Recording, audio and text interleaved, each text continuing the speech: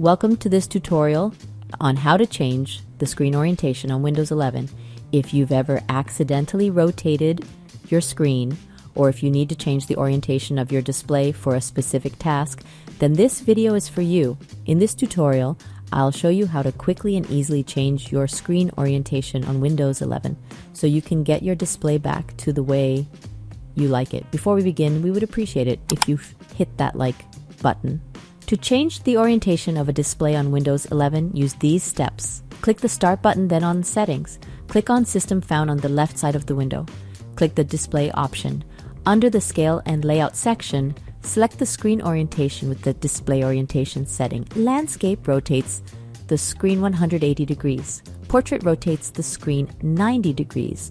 Landscape, flipped, changes the orientation from vertically to horizontally, but also flips the view. Portrait, flipped, changes the orientation from horizontally to vertically, but also flips the view.